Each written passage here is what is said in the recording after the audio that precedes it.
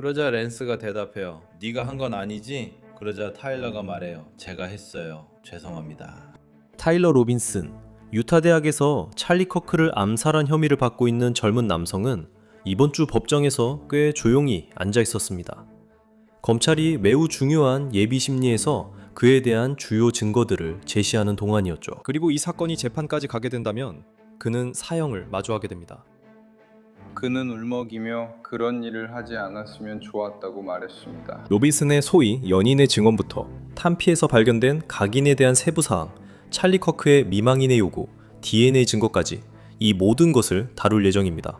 저희가 모두 다루겠습니다. 며칠간 이어진 심리에서 나온 가장 중요한 순간들을 분석하고 이 사건이 재판으로 넘어가기에 충분한지에 대해 질문해 보겠습니다. 그리고 잠재적인 음모론을 불식시키기에 충분한 증거가 제시되었는지도 살펴보겠습니다.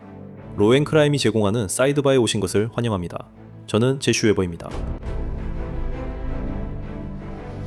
이 사건은 미국에서 가장 주목받는 사건 중 하나입니다. 한 판사가 타일러 로빈슨에 대한 증거를 심리하고 있습니다. 타일러 로빈슨은 23세, 보수활동가 찰리 커크의 목을 쏴서 살해한 혐의를 받고 있습니다. 이 사건은 지난해 9월 유타 밸리 대학교에서 터닝포인트 USA의 찰리 커크가 행사 주최 중에 발생했습니다. 그리고 몇 달이 지난 지금 우리는 며칠간 진행되는 예비 심리의 예반으로 로빈슨에 대한 일부 증거를 마침내 엿볼 수 있게 되었습니다. 그리고 여기서 판사는 충분한 증거가 있는지, 혐의를 뒷받침할 개연성이 있는지, 기소를 유지할 만한 근거가 있는지 결정하게 됩니다. 로빈슨을 재판에 회부하기 위해서인데 검찰은 그가 유죄 판결을 받을 경우 사형에 직면하게 될 것이라고 발표했습니다. 동시에 제가 주의 깊게 지켜보고 싶은 일이 또 있습니다. 투명성입니다. 찰리 커크를 누가 죽였는지에 대한 온갖 음모론을 해소할 만큼 언론과 대중에게 충분히 공개되고 있나요? 제가 무슨 말 하는지, 또 여러분이 온라인에서 뭘 보는지 아시잖아요. 잠시 후에 변호사 리치 스웬스타인을 모실 겁니다. 그는 이번 예비 심리에서 가장 중요한 순간들을 저와 함께 분석해줄 예정인데요. 그 전에 우리가 어떻게 여기까지 오게 됐는지 빠르게 정리해드리겠습니다. 알겠죠? 그래서 찰리 커크는 2025년 9월 10일 오렘 유타밸리 캠퍼스의 넓은 야외에서 흰색 TP USA 텐트 아래에 앉아 있었습니다. 수천 명이 그가 군중과 정치나 사회 문제를 토론하는 것을 듣기 위해 모였습니다. 그 질문 중 하나가 오갈 때 총성이 울렸습니다. 총알이 커크를 맞췄고 아수라장이 벌어졌습니다. 그 영상들 아시죠? 분명히 보셨을 겁니다. 그는 급히 병원으로 이송됐습니다. 그는 살아남지 못했고 아내 에리카 커크와 두 자녀를 남겼습니다. 총성이 울린 후의 혼란 속에서 경찰과 경비원들은 이 총성이 어디서 났는지, 다른 부상자가 있는지, 그리고 범인이 아직 캠퍼스에 있는지 알아내기 위해 분주히 움직였습니다. 그리고 이번 주 예비 심리에서 전 유타밸리 대학교 경찰관 크리스토퍼 배드위그가 자신이 목격한 것에 대해 증언했습니다. 그날 저는 찰리가 돌아와서 몇몇 사람들과 인사를 나누고 함께 사진을 찍는 모습을 지켜봤습니다. 그 후 그는 깃발 홀 아래로 와서 자신의 텐트로 갔습니다. 그리고 그는 그곳에서 질문하는 사람들에게 답변을 해주고 개인적으로 대화를 나누고 있었습니다. 당신이 말하는 텐트는 우리가 마당에 설치된 것을 봤던 그 텐트인가요? 네, 그 흰색 네모난 텐트요. 흰색 천장이 있는 거요? 네, 그는 그 아래에 있었어요. 12시 20분쯤, 그러니까 정오가 조금 지난 시간으로 빨리 감아주세요. 무슨 일이 있었고 무엇을 보고 들으셨나요? 저는 어떤 사람이 찰리와 이야기하는 소리를 들었고 그때쯤 난간 너머를 힐끗 바라보게 됐어요. 찰리의 오른쪽 어깨 쪽을 볼 수 있었어요. 그의 전체 몸은 아니었고 그는 천박 아래에 있었기 때문에 아마도 그의 오른쪽 몸만 볼 수 있었던 것 같아요. 그는 아이가 질문하는 것에 대답하고 있었고 그 다음에 저는 총성이 들렸어요. 그게 몇 시였는지 아세요? 네, 그게 몇 시였죠? 12시 23분이었습니다. 무엇을 보셨죠? 그때 저는 그가 왼쪽으로 기우는 걸 봤습니다. 그러니까 그라고 하신 건 Charlie. 그래서 저는 그의 오른쪽 몸이 안 보여서 그가 왼쪽으로 가는 걸 봤어요.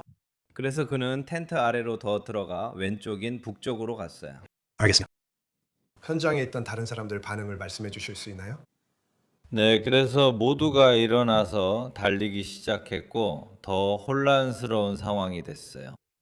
그 순간 저는 그 소리가 총격이라는 걸 알아챘어요. 저는 깃발홀 남쪽 끝에 있던 제 위치를 떠났습니다. 저는 푸글과 깃발홀이 만나는 지점 사이로 갔어요. 거기에는 바깥 계단이 있는데 저는 그 계단을 내려가려고 뛰기 시작했어요. 계단 아래로 내려가려고 하는데 사람들이 위로 뛰어 올라오고 있었고 어떤 사람들은 계단에 엎드려 있었어요. 저는 계단 아래로 내려가서 아마도 총을 쏘고 있는 사람을 막기 위해 사람들을 뛰어넘으려고 했어요. 그 다음에 무슨 일이 있었나요? 계단 아래 도착하자마자 무전기로 총격범 체포 소식을 들었습니다.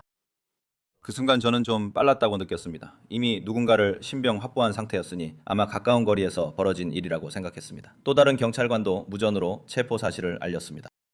그래서 저는 위협이 사라졌으니 이제 부상자가 있는지 확인하고 그 순간 필요한 의료 지원이 있는지 살펴보기로 결정했습니다. 잠깐만 말씀드릴게요. 사업을 운영하는 것만으로도 이미 충분히 힘들잖아요. 그런데 이런 일들을 수동으로 하고 서로 연동되지 않는 수십 개의 앱에 의존하면 더 힘들어지죠. 바로 여기서 저희 스폰서인 오두가 등장합니다. 오두 영업, 회계부터 제조, 배송까지 모든 운영을 원활하게 연결해주는 통합 앱 모음이 포함된 올인원 비즈니스 관리 플랫폼입니다. 오두 전문적인 영업 주문서, 인보이스, 공급업체 청구서를 자동 생성합니다. 영업팀 자동 배정, 단계별 이메일 업데이트, AI 기반 보고서 자동 생성 등 다양한 자동화 기능을 제공합니다. 제조 부문에서 오두 앱은 실시간 생산, 구매, 업데이트로 재고를 동기화해 재고 부족을 방지하며 회계 업무도 완전 자동화되어 있습니다. 오두 인보이스 생성, 비용 추적, AI 데이터 요약으로 수백 시간을 절약합니다. 가장 좋은 점이 뭔지 아세요? 원하는 앱을 선택할 수 있을 뿐만 아니라 맞춤형 워크플로우도 직접 구축할 수 있어서 모든 것이 귀사의 비즈니스 요구에 완벽하게 맞춰집니다. 오늘 오두 전문가와 무료 상담하고 odu.com/sidecar에서 비즈니스를 성장시켜 보세요. 이것은 그날 많은 혼란을 야기한 일이었습니다. 아시다시피 이 총격 사건 직후 두 사람이 체포되었습니다. 70대 남성 조지진, 커크를 쐈다고 소리쳐 체포됐습니다. 두 번째 인물은 구금 후 곧 석방됐습니다. 베글리 경관은 이 원형급장을 내려다보는 이 건물 꼭대기로 올라갔을 때 이번 총격이 사실 저격수의 소행일 수 있다는 것을 깨달았다고 증언했습니다. 제가 거기에 올라갔을 때 자갈이 깔린 그 아래쪽이 보였어요. 제 눈에는 그곳이 마치 저격수가 엎드려 있던 자리처럼 보였습니다. 누군가 엎드린 자세로 있었던 흔적, 팔꿈치, 무릎, 발자국이 남아 있었고 그 위치가 찰리의 텐트가 보이는 사선에 있었습니다. 그때 저는 우리가 아마도 범인을 아직 잡지 못했다는 사실을 깨달았습니다. 저는 상황실에 사건이 발생한 시간에 로지 건물 옥상에 누가 있었는지 카메라 시스템을 확인해달라고 요청했습니다. 이제 재판과 마찬가지로 예비 심리는 기소 여부를 결정할 수 있는 대배심과 달리 피고 측이 기소 측 증인을 신문하고 반대 신문할 수 있다는 장점이 있습니다. 그리고 로빈슨의 변호인 중 한 명이 베블리 경관에게 터닝포인트 행사 전까지 부서의 준비 상태에 대해 질문했습니다. 그리고 평소에 UVU 경찰관이 몇 명이나 근무하는지 알고 계신가요? 직원은 15명이었습니다. 그리고 그날 그 행사를 담당하도록 배정된 인원이 몇 명이었는지 알고 계신가요? 그 행사를 담당하도록 배정된 인원입니다. 저를 포함해서 6명이었고 순찰 1팀과 5명이 더 있었습니다. 그리고 저희는 서장님과 함께 있었습니다. 여러분 모두 그곳에 수천 명의 사람들이 올 거라는 걸 알고 있었나요? 그게 놀라웠나요? 어느 정도 예상은 했었습니다. 경찰관은 5명 뿐이었어요. 6명이요, 맞아요. 6명이에요. 당신도 포함돼요. 생각하고 있었어요. 그리고 그 6명의 경찰관 중에서 모두 무장을 하고 있었나요? 무기를 소지하고 계셨나요? 네. 어떤 종류의 무기를 소지하고 계셨나요? 글로 권총입니다. 그리고 캠퍼스에서 아마 금속 탐지기라고 불리는 장비가 사용된 적이 있었나요? 공항의 TSA에서 지나가는 기계들 있잖아요. 금속 물건을 소지하고 있는지 확인하는 그런 기계요. 우리가 모두 법정에 들어가기 위해 통과해야 했던 그런 장치요. 그날 캠퍼스에 그런 기계들이 설치되거나 사용된 적이 있었나요? 아니요. 그리고 당신이 아는 한 그날 캠퍼스 상공에 드론이 날고 있었나요? 제가 알기로는 없었습니다. 그리고 누군가가 당신에게 로우로지 건물 근처나 위 또는 안에서 무언가를 덮는 것에 대해 이야기한 적이 있나요? 총격 사건이 있기 전에 그 구역을 배정받은 적이 있었나요? 아니요. 누가 그 구역을 배정받았는지 아시나요? 모릅니다. 그리고 그날 오후에 옥상에 올라갔을 때 그곳에 경찰이나 다른 수사기관 관계자에 있었나요? 아니요. 옥상에는 아무도 없었나요? 아니요. 계단에도 아무도 없었나요? 아니요. 통로에도 아무도 없었나요? 아니요. 알겠어요. 그리고 유타주에서는 캠퍼스가 총기 금지 구역인가요? 아니면 학생들이 캠퍼스에서 총기를 소지할 수 있나요? 유타는 오픈 캐리주의이기 때문에 학생들이 총기를 소지할 수 있습니다.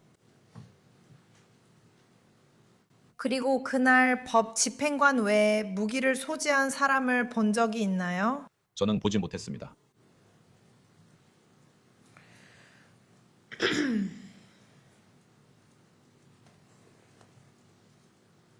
컥컥 씨가 그곳에 자신의 경호팀을 데리고 온 것을 알고 있었나요? 네. 그 사람들 중 누구와도 대화를 나눈 적이 있나요? 저는 제 바로 옆 깃발의 전당 위에 있던 한 사람을 봤습니다. 알겠습니다. 그게 총격 전이었나요? 네, 그리고 저는 군중 속 그 사람 근처에 여러 명이 있는 걸 봤습니다. 그 사람이 무장했는지 알고 계셨나요? 저는 그가 무장하고 있다는 것을 알고 있었습니다. 이런 생각이 드네요. 그들이 이렇게 혼란스러운 사건이었다고 말할까요? 우리는 정말로 무슨 일이 일어나고 있었는지 알고 있나요?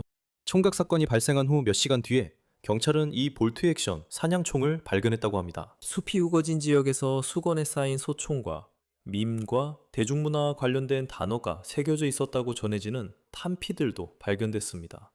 매우 구체적이죠. 그리고 FBI는 범인을 추적하기 위해 안면인식 기술을 사용하고 있다고 발표했습니다. 하지만 그것이 실패로 돌아가자 수사관들은 이제 타일러 로빈슨으로 지목하고 있는 인물의 감시 카메라 사진을 공개했습니다. 그리고 커크가 살해된 지 약 36시간 만에 로빈슨은 자수한 것으로 전해졌습니다. 그는 7가지 혐의로 기소되었으며 그중 가장 중한 혐의는 가중살인입니다. 여러 혐의에는 특정인을 겨냥했다는 의혹이나 아동이 있는 자리에서 폭력범죄를 저질렀다는 가중 요소도 포함됩니다. 중요한 점은 로빈슨이 아직 유무죄에 대한 답변을 하지 않았다는 것입니다.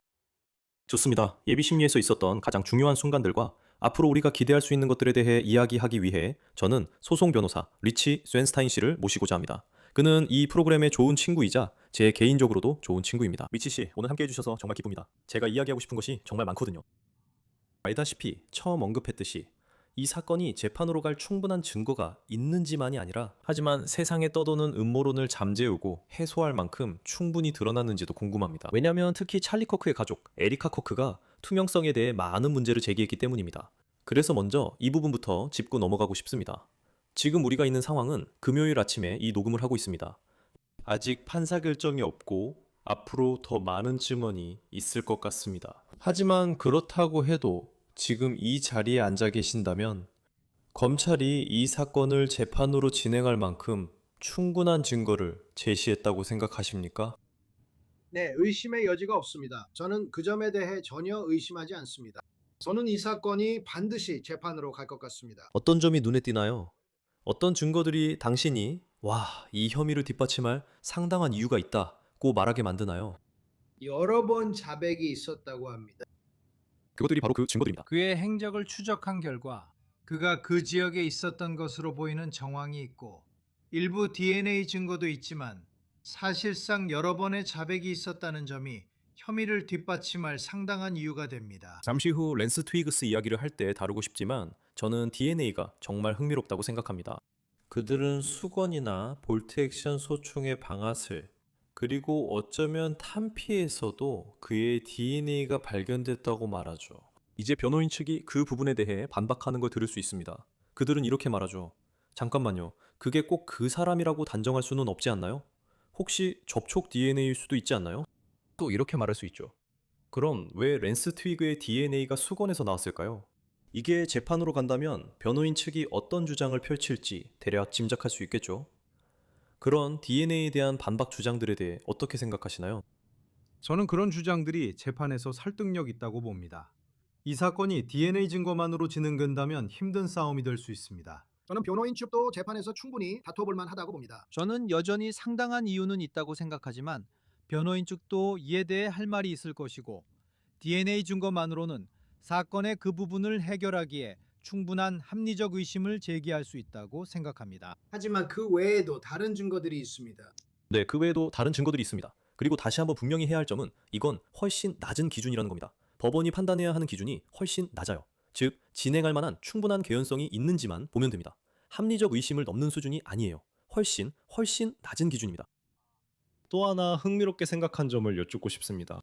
이 범죄 현장에서 발견된 탄 피에는 각인이 되어 있었다고 합니다. 이 각인들은 특정 메시지였습니다. 그리고 그들은 이 각인이 타일러 로빈슨의 집에서 발견된 것으로 보이는 드레멜 공구와 연관이 있거나 연관될 수 있다고 보고 있습니다. 또한 그들은 총격 현장과 그의 집에서 같은 종류의 탄약도 발견한 것으로 보입니다. 저는 조셉 스칸 몰건과 얘기했는데 그는 각인을 피해적과 대조할 전문가 있을 거라 했고 저도 그게 흥미롭다고 생각합니다. 하지만 그게 그렇게 주목받는지도 모르겠어요. 말씀하신 감시 영상, DNA, 자백으로 볼 수 있는 진술, 그리고 탄피 각인도 그렇죠. 저도 흥미롭게 생각했어요. 정말 흥미롭죠. 하지만 자백이나 DNA 증거만큼 강한 임팩트가 있는 건 아니라서 똑같은 주목을 받지는 못하는 것 같아요. 하지만 분명히 정황 증거로 문다면 탄피에 각인이 있었고 그의 아파트에서 비슷한 탄피와 각인 장비가 발견됐다는 점이 있죠. 그런 정황 증거가 다른 증거들과 결합된다면 아마도 충분한 개연성을 확보할 수 있을 겁니다. 이제 당신과 저 모두가 알고 신뢰하는 조셉 스콘 모건이 재판에서 제시된 증거에 대해 옳다면 아마도 그 증거를 더 명확하게 일치시킬 수 있을 것이고 그것이 재판에서 입증 책임을 충족하는 데 도움이 될 것입니다. 이번 주에 큰 화제가 된 점 중 하나는 우리가 어느 정도 증거가 무엇일지 알고 있었지만 이제 예비 신문에서 그 증거를 직접 보고 있다는 것입니다. 그래서 과연 변호인 측이 정말로 이 사건을 재판까지 끌고 갈 것인지, 그러니까 타일러 로빈슨이 이 사건을 재판에 붙이고 싶어 할지, 그게 관건이죠. 이제 변호인 측 주장이 드러나고 있습니다. 제 생각에 현장은 혼란스러웠고 그가 총을 쏜 사람이라는 확신이 어렵습니다. 다른 사람도 한때 체포됐었죠. 감시 카메라 영상이 흐릿하고 DNA 증거도 의심스럽습니다. 이런 주장들이 재판에서 나올 수 있지만 그들이 이를 주목할까요? 그리고 그들이 타일러 로빈슨과 솔직히 대화할까요? 지금 최선의 선택은 유죄 인정입니다. 사형을 피하도록 노력합시다. 앞으로 일어날 일에 대해 그렇게 생각하시나요? 그리고 판사가 재판 진행 여부를 언제 결정할지 저도 잘 모르겠어요. 서면 제출 일정 때문에 시간이 걸릴 것 같아요. 어떻게 생각하세요? 네, 9월에 서면 제출과 변론이 있어서 10월까지는 결정이 안 날 것 같아요. 저는 유죄 인정 협상이 있을 가능성이 높다고 생각합니다. 예전에도 이 얘기했지만 이런 경우엔 늘 유죄 인정 협상이 있습니다. 그리고 제 생각에 중요한 점은 검찰이 유죄 인정에 대한 대가로 사형 구형을 포기할 의향이 있느냐는 겁니다. 그들이 그럴 거라고 생각하세요? 이번 사건에서 그렇게 할 거라고 보시나요? 잘 모르겠습니다. 이 사건은 정치적으로 너무 민감하거든요. 그런 요소들 때문에 이 사건이 평범한 사건과는 다릅니다. 이런 사건에서는 젊은 사람이 저지른 단일 살인 사건입니다. 그래서 제 생각에는 유죄를 인정하고 종신형을 받을 수 있다면 사형은 제외하는 것이 맞는 사건입니다.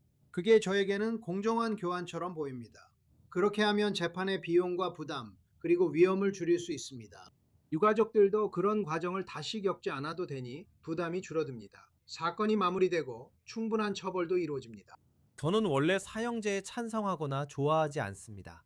그래서 약간 냉소적일 수 있지만 저에겐 그것이 공정한 교환이라고 생각합니다. 이 사건의 상황과 배경, 그리고 그 이면에 있는 모든 것들 때문에 검찰이 그런 선택을 할 의향이 있을지는 잘 모르겠습니다. 만약 검찰이 아니요, 우리는 배시몬에게 사형을 요청할 것입니다 라고 한다면 그의 변호인단은 변론하는 것 외에는 선택의 여지가 없다고 생각합니다. 네, 그리고 그 점에 대해 제가 생각하는 몇 가지가 있습니다. 첫째, 찰리 커크에게 일어난 일이 정말 끔찍하다는 점에는 이견이 없습니다. 그리고 검찰이 이 일을 저질렀다고 생각하는 사람에게 엄중한 처벌을 내리고 싶어하는 이유도 이해할 수 있습니다. 가족이 이런 고통을 겪지 않도록 하기 위해서죠. 보세요. 이 4, 5일간의 예비 심리만으로도 가족에게는 엄청나게 힘든 시간이었습니다. 판사도 찰리 커크가 총에 맞는 장면을 보고 얼굴을 찡그렸습니다. 배심원들에게 그런 장면을 다시 보여주고 또 한번 겪게 하고 싶으신가요? 그것도 고려해야 할 부분입니다. 이 사건이 재판에 가고 사형 선고가 가능한 배심원단이 구성돼도 반드시 사형에 찬성한다는 보장은 없습니다. 저는 파클랜드 학교 총격범 사건이 항상 떠오릅니다. 그때도 배심원단이 있었습니다. 증거가 충격적이었지만 배심원들은 종신형을 선고했습니다. 저는 이번 심리에서 가장 큰 영향을 준 부분 중 하나를 이야기하고 싶습니다. 목요일의 법원, 판사는 랜스 트윅스의 녹화된 질문을 보았습니다. 이 사람은 로빈슨의 연인입니다. 트윅스는 당국에 때때로 로빈슨 등 친구와 지인들에게 루나라는 이름을 사용했다고 인정한 것으로 전해졌습니다. 그리고 유타주 수사국 요원 브라이언 데이비스가 트윅스가 당국과 진행한 두 번의 인터뷰에 대해 증언했습니다. 한번 보시죠. 랜스 트윅스라는 사람을 알고 계신가요? 네, 알고 있습니다. 그리고 이 조사와 관련해서 그는 누구인가요? 그는 타일러 로빈슨의 룸메이트입니다. 이 조사에서 그가 인터뷰를 받았나요? 네, 받았습니다. 몇 번이나 받았나요? 2번이요. 첫 번째는 언제였나요? 첫 번째는 9월 12일 목요일 아침 시간이었고 그때는 세인트 조지 경찰서에서 일어났습니다. 그의 휴대폰이 압수된 걸 아시나요? 네, 압수됐습니다. 그게 언제 일어난 일인가요? 그러니까 그건 세인트 조지 경찰서에서 FBI와의 면담 중에 일어난 일이군요. 그들이 그를 면담했습니다. 그리고 나서 그는 자신의 휴대폰을 제출했습니다. 그는 자발적으로 또한 그 요원들에게 휴대폰을 건넸습니다. 그게 2025년 9월 12일이었나요? 맞습니다. 트윅스 씨의 두 번째 인터뷰를 언급하셨죠? 좋아요. 그러니까 인터뷰 중에 한 발언에 대해서는 면책이 주어지지만 일반적으로 그 인터뷰 외의 일로 기소될 가능성이 완전히 배제되는 건 아니죠. 맞나요? 네, 제 이해도 그렇습니다. 트윅스 씨에게 사용 면책이 주어졌나요? 네, 그렇습니다. 2026년 4월 20일에 진행된 인터뷰는 그가 예비 심리에 출석해 증언하는 대신에 이루어진 것이었습니다. 네, 맞습니다. 네, 맞습니다. 그리고 이 증언 영상이 실제로 재생될지, 일부가 삭제되거나 편집될지에 대해 많은 논란이 있었습니다. 실제로 찰리 커크의 가족들은 전체 인터뷰가 공개, 법정에서 상영되기를 특별히 요청했습니다. 이 사건에서 그들은 자신들의 변호사를 통해 대리되었습니다. 하지만 토니 그래프 판사는 그 요청을 기각했습니다. 저는 이 절차에서 목소리를 내는 것을 많이 망설였습니다. 우리는 이 자리가 검찰, 변호인, 판사님으로 구성된 것을 알고 있습니다. 모두 각자의 일을 하고 계십니다. 하지만 우리는 목소리를 내야 한다고 느낍니다. 저는 커크 가족이 이 모든 일에 대해 어떤 입장인지 분명히 밝히고 싶습니다. 커프 가족은 이 예비 심리에서 증거가 채택된다면 그 증거가 세상 모두가 볼 수 있도록 공개되어야 한다고 강하게 믿고 있습니다. 삭제 없이 공개해야 합니다.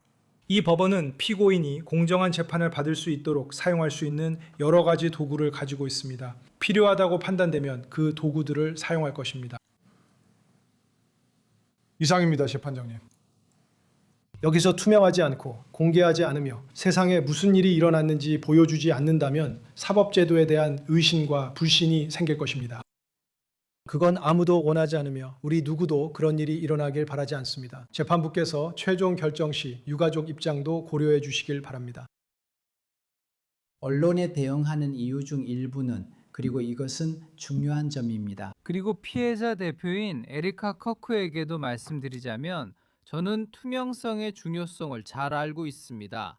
그리고 이것은 매우 미묘한 문제입니다. 저는 이러한 상충하는 모든 규칙들, 헌법적 권리들, 그리고 투명성까지 균형을 맞추고 있습니다. 그리고 때로는 완벽한 균형을 이루지 못할 때도 있습니다. 하지만 저는 이 균형을 맞추는 과정에서 정의를 위해 노력하고 있으며 투명성이 실질적으로 보장되도록 하려는 것입니다.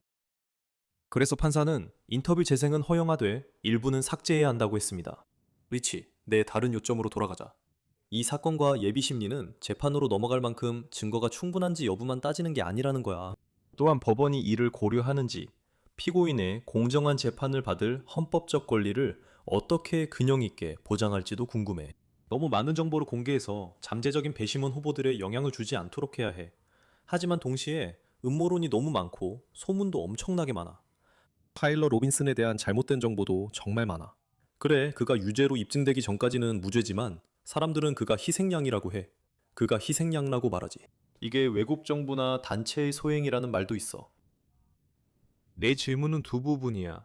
첫째, 판사가 랜스 트윅스 영상을 보여주기로 한 이 결정에 대해 어떻게 생각해? 그리고 둘째, 지금까지 본 모든 것을 바탕으로 음모론을 잠재울 만큼 충분히 보여졌다고 생각해? 두 가지 모두 좋은 질문이야. 먼저 첫 번째부터 시작하자. 나는 좀 놀랐어. 이 랜스트릭 인터뷰는 내가 예상했던 것보다 훨씬 더 실질적이었어. 나는 이 인터뷰의 목적이 타일러 로빈슨이 범죄를 자백했다는 문자 메시지의 진위를 확인하는 것이라고 생각했어. 하지만 이건 실질적이었어. 이건 그들의 관계에 관한 거였고 타일러 로빈슨이 그날 무엇을 했는지에 관한 거였어. 그리고 그가 자백했다는 주장에 관한 내용이었지. 그건 매우 실질적인 증언이었어. 그리고 물론 재판에서는 절대 그렇게 제시할 수 없어. 증인이 증언하는 영상을 보여줄 수는 없지. 그를 직접 데려와서 증인석에 세워야 하고 반대 신문을 받아야 해. 그리고 여기서 변호인 측이 그렇게 말한 거야. 변호인 측은 만약 그들이 랜스트리그를 증인석에 세우고 싶다면 직접 데려와서 증인석에 세워야 한다고 말했어. 하지만 판사는 아니라고 했지. 이건 단지 예비 심리일 뿐이라고. 우리는 지금 상당한 이유가 있는지만 판단하는 거야. 그들은 이렇게 해도 돼. 그리고 나는 그게 좀 불편했어. 왜냐하면 오늘 아침 모든 신문 헤드라인이 타일러 로빈슨이 살인을 자백했다고 써 있었거든. 뉴욕타임스는 모든 언론이 그렇게 보도했고 지금 헤드라인도 그렇다. 이게 변호인 측 주장이다. 너희는 그 남자를 증인석에 세우지도 않고 미리 녹화된 영상 증언만 틀었잖아. 반대 신문도 할 수 없었고.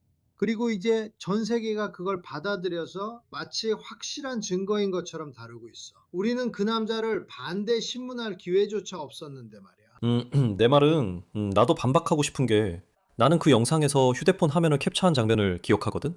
그 사람이 타일러 로빈슨과 실제로 나눴다고 주장하는 대화 내용을 휴대폰으로 보여주는 장면 말이야.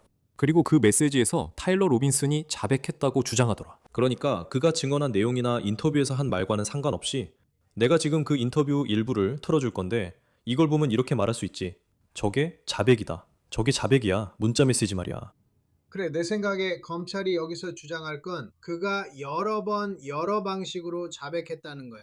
그리고 그게 바로 자백을 정말로 뒷받침해 주는 거지. 이건 그냥 지나가듯 한 말이 아니야. 맞아. 이건 자주 나온 얘기야, 사실. 디스코드 대화에서도 그는 아니야, 진짜로 나였어 라고 했어. 미안해. 그는 그들과 언쟁을 벌이고 있어. 그러니까 대화 중에도 이런 식이었어? 농담이지, 그렇지? 이게 다야. 아니, 내가 했어. 미안해. 있잖아, 리치. 음모론 얘기는 잠깐 접어두고 랜스 트위그 증언 일부를 좀 들어보고 싶어. 그리고 이 질문을 염두에 두자. 잠재적인 음모론을 해소할 만큼 충분히 보여줬는지에 대한 거야. 이게 트위그가 녹음된 인터뷰에서 한 말 중 일부야. 한번 들어봐. 타일러 로빈슨을 아시나요? 네, 압니다. 아니면 네, 알아요. 이 사람이 찰리 커크 총격 사건으로 기소된 타일러 로빈슨이죠? 네. 그리고 타일러를 처음 만난 게 언제였는지 말씀해 주시겠습니까? 2023년이었던 것 같아요. 타일러는 그 전부터 알고 있었고 그때가 처음 직접 만난 때였던 것 같아요. 그리고 타일러와의 관계를 설명할 때 처음 그를 만났을 때 말이죠. 처음 그를 만났을 때 저는 그를 아주 잘 알지는 못했어요. 그는 그냥 새로운 룸메이트였어요. 그래서 그가 제 친구 그룹을 알고 있다는 것과 게임하는 걸 좋아한다는 것 정도만 알았어요. 그게 그러니까 제가 처음 이사 왔을 때의 전부였죠. 알겠어요. 그리고 어느 순간부터 당신들의 관계가 단순한 룸메이트 이상으로 발전했죠? 맞나요? 그게 언제였나요? 저희가 이사 온 지 두세 달쯤 지나서 사귀기 시작했던 것 같아요. 알겠습니다. 9월 10일 몇 시에 일어났나요? 아마 오후 12시에서 1시 사이였을 거예요. 그날은 일하지 않아도 됐죠? 아니요. 그리고 타일러한테 연락 받았나요? 그 전에 전화나 문자 받으셨어요? 아니요. 그날은 제가 말한 단체 채팅방에만 메시지를 보냈고 저한테는 따로 연락하지 않았어요. 알겠습니다. 9월 10일에 타일러에게 처음 연락받은 게 언제였나요? 자동으로 온 것 같은 메시지로 11시에 연락이 왔어요. 네, 밤 11시였습니다. 네. 그가 내가 총알을 각인하고 있던 거 기억나? 라고 묻는데 이전에 그가 총알을 각인한 적이 있나요? 네, 정확히 언제였는지는 기억이 안 나지만 그는 가족과 함께 사냥을 갈 계획이라고 말했었어요. 그리고 그는 저에게 드레멜 같은 게 있는지 물어봤어요. 왜냐하면 그는 총알에 메시지를 새기고 싶다고 했거든요. 그래서 저는 그에게 드레멜이 어디 있는지 알려줬고 집에서 실수로 총알이 터지지 않게 조심하라고 말했어요. 하지만 그때까지는 신경 쓰지 않았어요. 그가 드레멜에 대해 물어본 게 9월 10일보다 얼마나 전에 있었던 일인가요? 잘 기억나지 않아요. 왜냐하면 그는 몇 달 동안 사냥 겸 캠핑 여행에 대해 계속 이야기해 왔거든요. 하지만 그가 총알에 각인을 하려고 구체적으로 물어본 시점은 기억나지 않아요. 9월 11일 처음 본 게 언제죠? 이건 다음 날이네요. 제가 잠에서 깼을 때 그를 봤어요. 제가 말했듯이 그는 일어나서 집안 여기저기서 많은 일을 하고 있었어요. 그리고 나서 그 메시지 이후에 그를 본 것 같아요. 제가 집에 가서 빨래한다고 할게 라고 말한 메시지요. 그가 집 밖에 경찰이 있을 거라고 했을 때 그가 바로 부모님 집에 가는 걸 원하지 않았거든요. 그래서 저는 집에 돌아갔고 그 사람만 있었어요. 작별 인사 후 그는 차를 타고 떠났어요. 그래서 그냥 부모님 집에 갔어요. 그래서 그는 이상하게 행동했어요. 그가 왔다 갔다 했나요? 아니면 그냥 앉아서 쉬고 있었나요? 아니요, 그는 계속 돌아다니고 있었어요. 그리고 그건 집 안에서였어요. 그리고 그가 한 일에 대해 이야기했나요? 자세한 얘기는 하지 않았어요. 그냥 제가 전날 밤에 그가 한 말이 사실이냐고 직접 물어봤고 그는 사실이라고 했어요. 그는 조금 울기 시작했고 그 일을 하지 않았으면 좋았을 거라고 말했어요. 그리고 계속 돌아다니면서 그냥 뭔가를 하면서 제 생각엔 바쁘게 지내거나 정신을 딴 데로 돌리려고 했던 것 같아요. 그가 다음에 뭘 할지 말했나요? 그리고 결국 그는 부모님과 이야기하거나 자수하겠다고 말했어요. 알겠습니다. 그리고 떠날 때 그가 자수하거나 부모님 집에 갈 거라고 이해하고 떠난 건가요? 네, 그리고 무슨 일이 일어나든 그런 상황이 벌어지는 동안 우리 아파트에 있고 싶지 않았어요. 당신과 그는 정치 얘기한 적 있나요? 그가 저보다 더 많이 이야기했어요. 저는 정치에 별로 관심이 없어서 지금도 잘 챙겨보지 않아요. 그는 보통 출근길이나 작업 차량 안에서 라디오로 들은 얘기를 하곤 했어요. 왜냐하면 그들의 팀 전체가 대부분 같은 차를 타고 다녔던 것 같거든요. 하지만 제가 그 주제에 크게 기여하지 않아서 아주 자주 그런 이야기를 나눴다고는 할 수 없어요. 찰리 커크는요? 그가 찰리 커크에 대해 이야기한 적이 있나요? 저는 그가 찰리 커크에 대해 언급하는 걸 들은 적이 없습니다. 알겠습니다. 그럼 정치적인 문제는 어땠나요? 성 정체성 문제나 LGBTQ 권리에 대해 이야기해 본 적 있나요? 아니요, 그런 적 없어요. 보통 그가 정치 이야기를 할 때는 트럼프나 현재 발의되거나 투표 중인 정책들에 관한 것이었어요. 이제 팍스뉴스의 보도에 따르면 트윅스는 한때 FBI의 보호를 받았고 이후 유타주를 떠났다고 합니다. 네, 참고로 말씀드리는 거예요. 참고로 리치, 그는 사용면책도 부여받았어요. 그러니까 사용면책이죠. 그 인터뷰에서 말한 내용으로는 기소될 수 없다는 뜻입니다. 그가 면책 특권이나 보호를 받아야 했던 이유는 정보를 입수하고도 한동안 밝히지 않았기 때문일 것입니다. 그래요. 그는 묵비권을 행사할 수 있었죠. 그는 묵비권을 행사하고 아무 말도 하지 않을 수 있었어요. 그래서 그에게 사용 면책을 줬기 때문에 그가 한 진술은 증거로 쓸 수 없지만 그는 포괄적 면책은 받지 않았어요. 저는 당국이 그를 공모자나 방조자 또는 이 사건에 책임이 있는 사람으로 보지 않는다는 느낌을 받습니다. 그들이 이 모든 일을 처리한 방식을 보면 그렇죠. 그래서 이 영상을 재생하도록 허락했습니다. 법정에서 공개적으로 재생됐죠. 그리고 나서 판사가 일부 내용은 비공개로 남겨야 한다고 말하는 다소 묘한 상황이 있었습니다. 그리고 피해자의 가족은 아니요, 우리는 전체를 보고 싶다고 말하고 있습니다. 그리고 저는 그 점에 있어서 그들의 감정을 이해합니다. 그리고 이것이 그들에게 매우 힘든 상황이라는 것도 이해합니다. 하지만 재판에서 어떤 증거가 공개되고 어떤 증거가 공개되지 않는지에 대한 결정을 내리는 사람들은 사실 그들이 아닙니다. 제가 말씀드려야 할 것 같은데요. 저는 지금까지 이런 경우를 본 적이 없는 것 같습니다. 옳고 그름을 말하는 게 아니라 그냥 실제로 본 적이 없는 것 같습니다. 피해자의 가족이 변호사를 선임해서 그 변호사가 법정에 나가서 주장을 펼치는 경우를요. 모든 것을 보여주고 모든 것을 언론에 공개하고 모든 것을 세상에 보여주는 경우로요. 그렇지 않나요? 그건 그들이 겪고 있는 상황에 대해 뭔가를 말해주는 거죠. 그들이 그렇게까지 해야 했다는 사실이 이 사건에 대해 뭔가를 말해주는 겁니다. 몇 분 전에 우리가 말했듯이 유죄 협상의 이점 중 하나는 피해자 가족이 재판을 겪지 않도록 해주는 것이라고 했지만 그들은 모든 것을 공개적으로 드러내길 원하는 것 같습니다. 어쩌면 그들은 재판을 원했을지도 모릅니다. 알다시피 그건 일부와는 다르죠. 하지만 잠시 당신의 궁극적인 질문에 집중해 보겠습니다. 즉, 이것이 음모론을 불식시키기에 충분한가요? 그리고 제 대답은 아니요입니다. 왜냐하면 음모론은 먹히기 때문이죠. 그래서 인터넷에는 꼭 헛소리를 하는 사람이 있을 겁니다. 실제로 일어난 일은 찰리 커크가 지하실에서 개에게 공격당한 거야 라고 말이죠. 그리고 이 모든 게 이 남자를 함정에 빠뜨리기 위한 음모라는 거죠. 여전히 조사가 충분하지 않았다고 말하는 사람들이 있을 겁니다. 다른 사람들이 분명히 연루되어 있었을 거라고요. 여전히 그런 이야기를 퍼뜨리는 사람들이 있을 겁니다. 100% 그렇죠.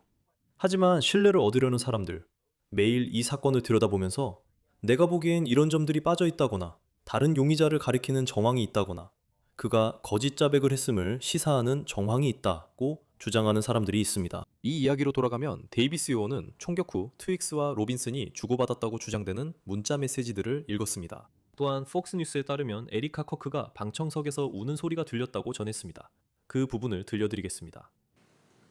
시작해 주실 수 있나요? 수요일 밤 11시에 시작하는 부분 중간보다 조금 더 아래에서부터 읽어 주실 수 있나요? 네. 그러니까 이건 타일러가 보낸 거였겠네요. 지금 하고 있는 걸 멈추고 키보드 아래를 보라고 써 있어요. 제가 사과드릴게요. 잠시만요. 그 메시지가 타일러 로빈슨이 보낸 거라는 걸 어떻게 아시죠?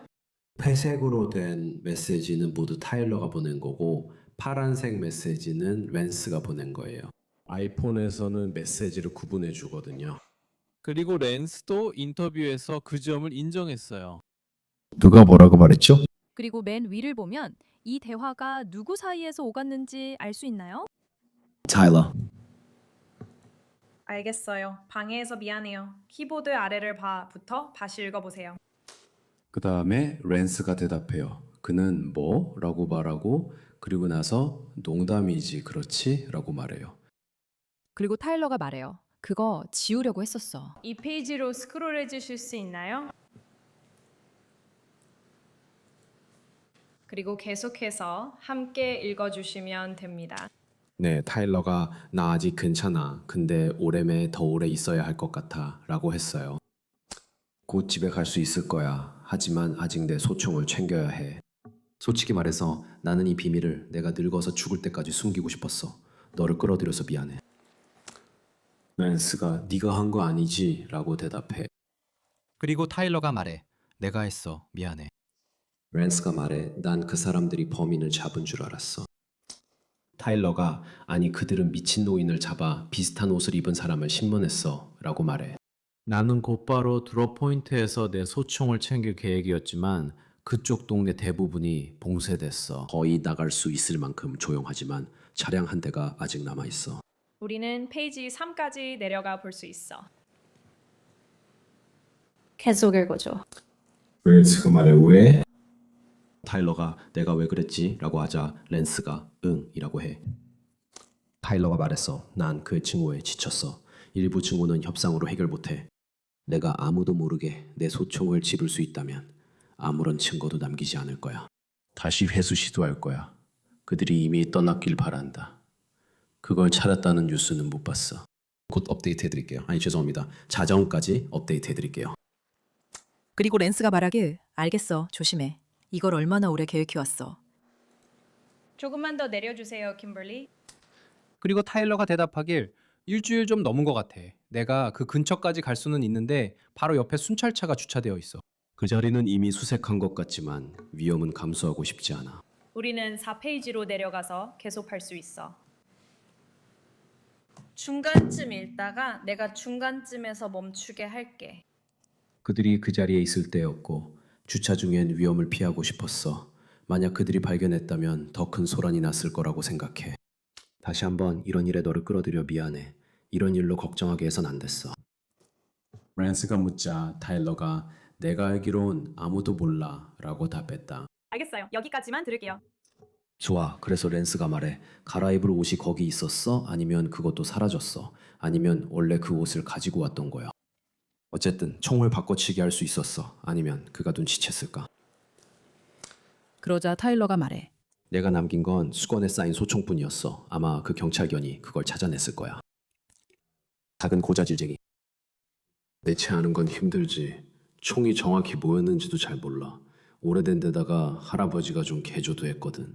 거긴 4자리 숫자의 시리얼 넘버만 있었어. 누구 이름으로 등록됐는지는 알 수 없어. 할아버지에게 총을 준 죽은 사람 이름이길 바랄 뿐이야. 그는 계속 말했어. 내가 총알에 각인 새기던 거 기억나? 그 메시지들은 대부분 밈이야. 내가 Fox News에서 notices, bulge, UWU 같은 걸 보면 진짜 쓰러질지도 몰라. 계속해. 멈추라고 하면 멈춰. 그가 말하길 알겠어. 그녀 두고 가야겠어. 진짜 짜증난다. 여기서 잠깐 멈출게요. 그리고 다음 페이지 9페이지로 넘어가 주시겠어요? 9페이지에서 처음 보이는 파란색 메시지가 보이시나요? 거기서부터 시작해 주시겠어요? 네. 그래서 랜스가 사냥에 필요하냐고 묻습니다. 그리고 타일러가 말하길 아니요. 우리 아버지가 라이플 사냥에서 대구경을 쓰고 싶어 하셨다고 합니다. 오늘을 보니 할아버지 총이면 충분하다고 생각해요. 모르겠어요. 그건 EK 스코프였던 것 같아요. 랜스가 말하길 이런 그리고 타일러가 말하길 LMW 집까지 3시간 반. 랜스가 말하길 안전운전해. 그리고 타일러가 말하길 이 대화 삭제. 여기서 잠깐 끊을게요. 리치. 알겠어. 전체 상황을 보자. 네 말대로 그걸 이용하는 장난꾸러기들이 있겠지. 맞아. 하지만 네가 보는 것 중에서 누군가가 정당하고 합리적인 주장을 할 수 있는 게 있을까? 잠깐만. 여기 뭔가 빠진 게 있어. 여기 뭔가 수상한 게 있어. 내가 못 보고 있는 뭔가가 있어. 내 생각엔 뭔가 예를 들어 누군가 다른 사람이 했다는 증거가 있다든지 누군가가 로빈슨을 조종하고 있다든지 그가 거짓으로 자백하고 있다든지 그가 말하고 있다고 알려진 걸 진심으로 말하는 게 아니라든지 그런 게 있을까? 나는 그가 유죄로 입증되기 전까지 무죄라고 생각해. 너도 증거를 보고 있지. 말해줘. 내가 말해줄게. 내가 조금이라도 망설이게 만드는 유일한 건 룸메이트의 일부 증언이야. 알다시피 그는 그들이 찰리 커크에 대해 전혀 이야기하지 않았다고 증언한 것 같아. 맞아. 사건의 구도를 생각하면 그건 좀 이상해 보이네. 혹은 LGBTQ 권리든 그들은 그런 말 한 적 없어. 아무래도 그래. 맞아. 그래서 그게 좀 의심스러웠지. 하지만 그거 말고는 나는 아무것도 못 봤어. 그 디스코드 채팅들을 주고받은 것만으로는 다른 누군가의 책임을 지목할 수 없어. 그리고 수사관들이 그 채팅들을 아주 꼼꼼하게 모든 걸 관련된 모든 사람을 다 살펴갔다는 건 분명해. 그의 가족이 연루되었다는 증거는 전혀 없어. 맞아. 내가 본 바로는 다른 누군가가 연루되었다는 신뢰할 만한 증거는 없어. 유일한 의문점은 랜스 트위그뿐이야. 봐, 내가 그 주장에 대해 찬반을 이야기하자면 우리가 얼마나 자주 아무런 전조 없이 누군가가 끔찍한 범죄를 저지르는 사건을 다루는지 생각해봐. 이 사람은 아무 말도 한 적이 없고 전과도 없는 사람이야. 예를 들어 브라이언 코버거가 4명의 일면식도 없는 사람들을 잔인하게 살해할 거라고 누가 상상이나 했겠어. 그렇지? 내 말은 결국 모든 사람은 다르다는 거야. 길고 사건도 마찬가지야. 이 사람은 완전히 다른 삶을 살고 있었잖아. 하지만 나는 다른 얘기도 하고 싶어. 이 키보드 밑에서 발견된 것으로 보이는 편지가 있었어. 그리고 로빈슨이 그 쪽지가 결국 불에 타기 전에 사진을 찍었다고 해. 그리고 편지 자체는 법정에 제출되지 않았지만 유타의 KSL TV에 따르면 이 수색영장에 자세히 기록되어 있었어. 영장에 따르면 그 편지에는 이렇게 쓰여 있어. 인용하면 루나, 네가 내 문자를 보고 이걸 읽고 있다면 정말 미안해. 오늘 아침 임무로 집을 나서며 자동 문자를 보냈어. 아마 죽었거나 오랜 기간 감옥에 있을 거야. 나는 찰리 커크를 제거할 기회가 있었고 그 기회를 잡았어. 이제 KSL TV도 로빈슨이 우리가 얘기했던 디스코드 채팅방에 얘들아, 나쁜 소식이 있어. 어제 UVU에 있었던 사람이 나야. 이 모든 일에 대해 미안해. 라고 메시지를 남겼다고 보도하고 있어. 몇 분 후에 보안관 친구를 통해 자수할 거야. 그동안 즐거웠고 많이 웃었어. 너희 모두 정말 멋졌어. 모든 것에 감사해. 그리고 법정에 앉아서 그에게 불리하게 쌓이고 있다고 볼 수 있는 모든 증거를 본 후에는 이제 로빈슨이 무엇을 할 것인가가 문제야. 하지만 나는 다시 이 생각으로 돌아가. 알다시피 분명히 누군가는 이렇게 말할 거야. 이거 너무 공교로운 거 아니야? 그리고 굳이 그럴 필요도 없는데 왜 이렇게 자세하고 철저하게 자백하는 거지? 라고 말이야. 하지만 이게 이상하게 느껴지진 않아. 그가 이렇게 했다는 게 말이지. 그렇지? 검찰 측의 이야기를 듣고 있으면 굉장히 문제가 많은 사람처럼 보여. 아마도 그는 랜스트위그의 지모처럼 이런 일을 저지른 뒤 갈등했을 거야.